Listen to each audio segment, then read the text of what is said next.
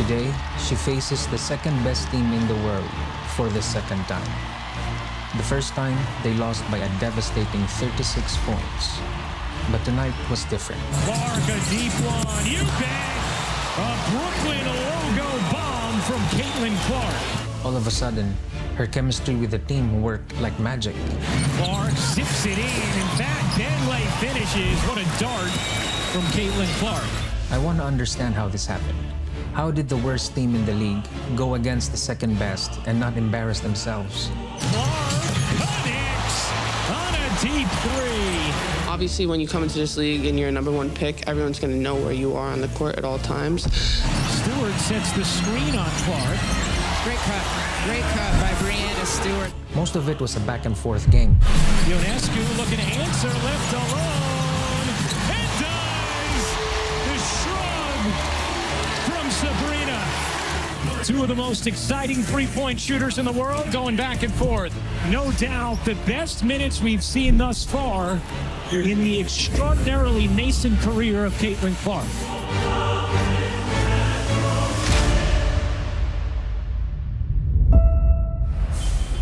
The lights are bright. It is maybe the basketball mecca of the world, and Caitlin Clark has been dreaming of this moment since she was a little girl. She hasn't lost 2 straight games since 2022. She's looking to avoid 3 straight losses. The Liberty brought in over $2 million in ticket revenue sales today, the highest in WNBA history. That championship's coming to Brooklyn! And they have sold out an arena of nearly 18,000 people.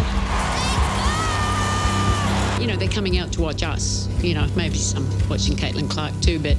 Vivid Seats estimates that about only 20% of this crowd are Indiana Fever people. I have fun playing this game, and I think that needs to be my focus through the course of this year, is just like have fun. That's when I'm at my best too, and that's when I was at my best in college. I think tonight overall was just a better indication of exactly where we are. Clark asking for the screen. Off to Mitchell, gets a clean look, and knocks it down. Me individually, I'm a kind of a pace player, so I like to, play downhill. Knowing I got, 22 alongside me, get the ball up the floor, kind of get to where it can get. How about Clark cutting between the double? Kelsey and Caitlin are a problem. And Mitchell cashes in. Their speed is unbelievable. Kelsey Mitchell got injured at training camp, so this was her first game. Kelsey Mitchell was the player who led the Indiana Fever in scoring a season ago at 18 a game. Caitlin's passes were flawless. Nice look from Clark, and Smith lays it home. 3 assists already in the quarter for Caitlin Clark. But here comes the enemy. Ionescu reigns in a 3. Jones connects. That's what you do! Stewart will put up the 3, and hit. The Fever led by 1. I think I was just more active. I think I was cutting harder, setting up screens harder, got a few backdoor cuts for layups. Clark able to bank it in on the drive. I just think we're playing a lot faster in transition. Clark flinging it down the floor beautifully, and Smith lays it in. This is the best we've seen Indiana early in a game, both the team and Caitlin Clark here. Here's Mitchell. An all-star a season ago. Mitchell flips it up short, and Jones able to collect it. New York trying to move swiftly. Ionescu underneath. Stewart able to save it, but Mitchell comes back for the steal. He stepped out of bounds. Big difference from the first 2 games and the start of this one here for Indiana is just the presence of Kelsey Mitchell on the floor. Clark has the pass stolen by Vandersloot. He's trying to get it to the corner. There's Clark knocking it away. How about this pace in the early going? It's terrific. So it was a pretty fast game out there tonight. Clark connects on a 3. That was their game plan, was trying to push pace as much as they could, and we like that. Mitchell racing inside, denied by Stewart. Jones one-on-one with Boston. Jones separates and finishes.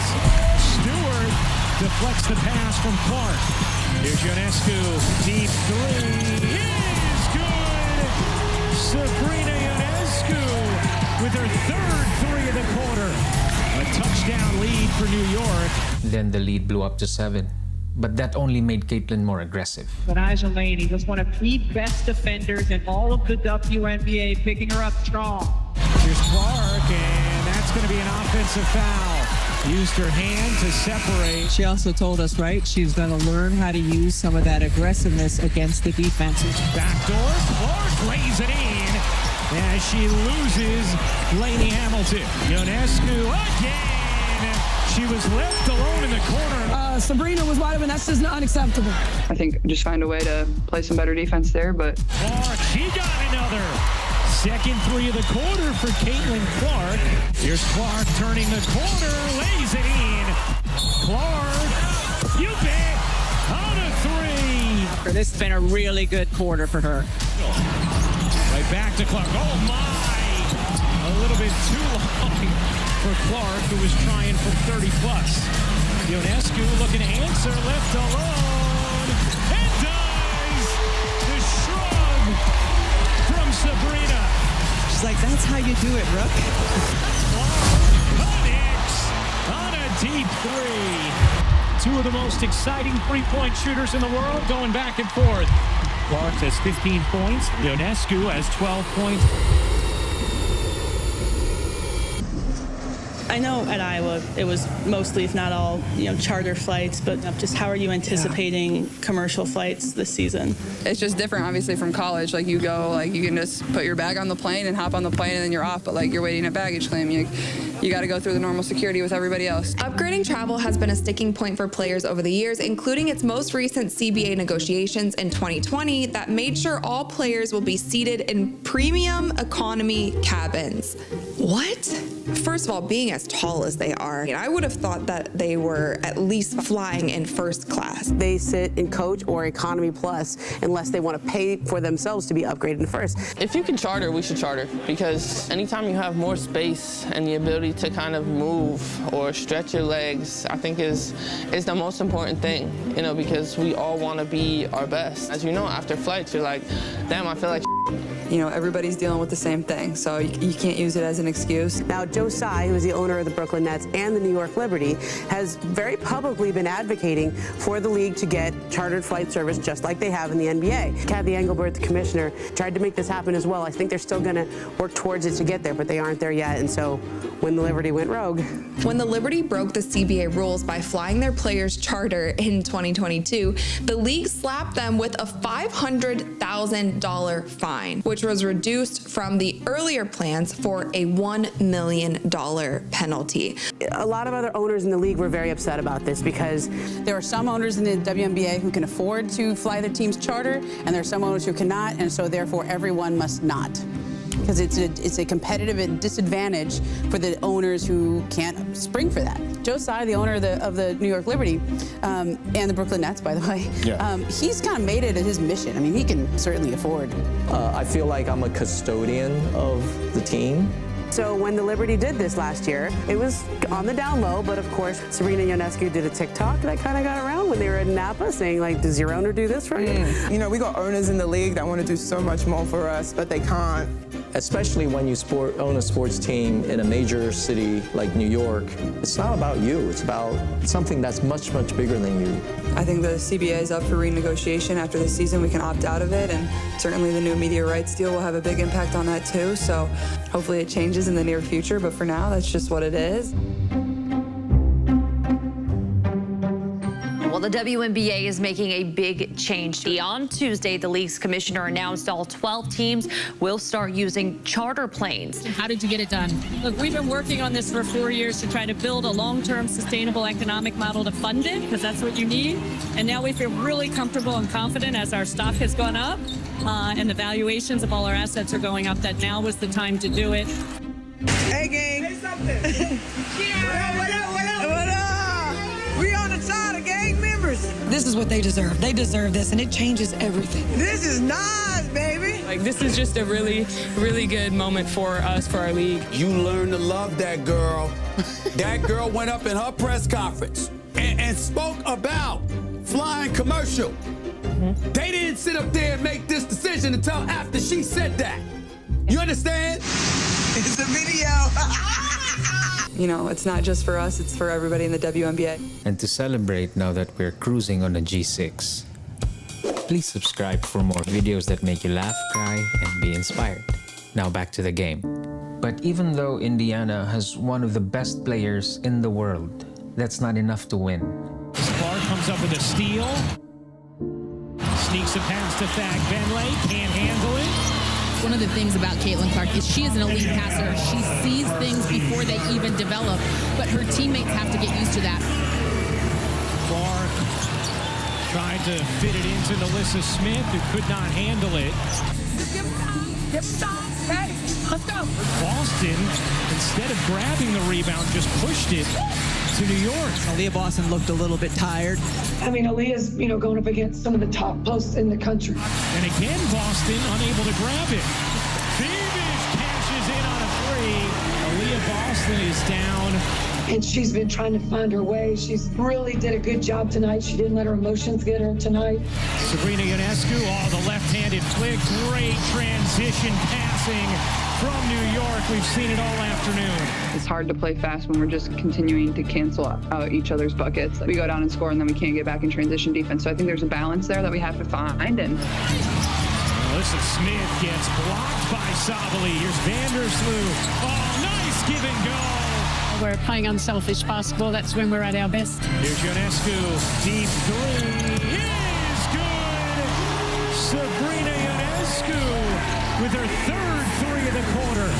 12-point New York lead. Yeah, I think we just played hard and we played our advantages tonight. If you're Indiana, you have to be like, we're playing our best quarter of the season, but New York just can't miss. 100%, we did a much better job in the second half. Trying to wheel into some space, gives it up. Thag Benley lays it in. This is a young team that has only played 2 games together before, but when they flow like water.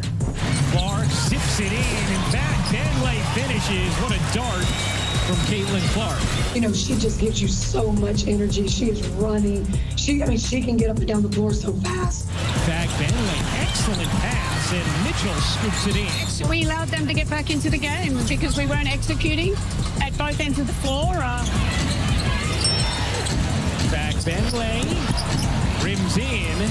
Right? You see some really nice glimpses from Thag Benley. Yeah. There's a lot of skill to work with there that you like.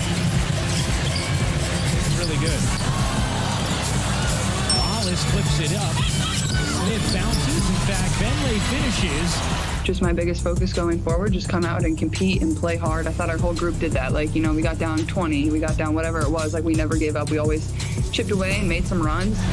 Clark gives it up. Mitchell, a wide open wing three is good. You got to find some positives, but you also got to find ways to continue and to improve and build on it. We only really getting started, so the more and more we kind of keep playing these games together, I think that chemistry is more that you guys will see. Ring around the rosy. I mean, look at this. And a nice screen by Boston just navigates the left. He doesn't finish with the left, but that was pretty. And as for Caitlin, the beast inside her was unleashed. Clark will lay it home. The buzz and just the eyes that Caitlin has brought from Iowa now to the WNBA is going to be a collective win for all. Now she knows how good she can be. Clark trying to take her defender, pulls up and hits from the mid-range. In just 3 games, her adjustment period had adjusted by a damn good amount. Clark with the shot clock fading, great look, and Smith lays it in. She now knows that her teammates can catch up to her speed. It's going to be a loss for the Indiana Fever, but there's a lot that they should be happy about. Clark, a deep one, you bet. A Brooklyn logo bomb from Caitlin Clark. 22 points, most Caitlin Clark has had through her first 3 games. Now she's just waiting for the stars to align, for that first win that cures all diseases. Clark with some prominent moments, but the Liberty take down the Fever, 91-80 the final. My first 2 years, we lost a lot. I'm not getting used to losing, but understanding how to navigate that, and instead of just being completely frustrated. 4th player in WNBA history with at least 50 points and 15 assists in her first 3 career games, and no doubt this is the best performance of Caitlin's 3-game-long professional career. We're finding our way. It's a process. We're finding our way. I'm going to continue to learn from game to game, but I thought tonight was better.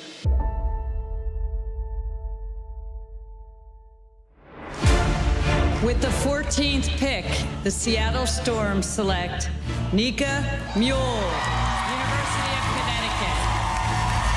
See the curls for the girls? They pop it. Guys, thank you so much for your time. Please subscribe because in the next episode, we are going to meet Nika Mule for the first time in the W. So Clark at the free throw line, and the fans about ready to go nuts here, is entering the game for the first time this season. Rookie Nika Mule. She had visa issues, and look at this. Welcome to Seattle. Standing ovation from the crowd.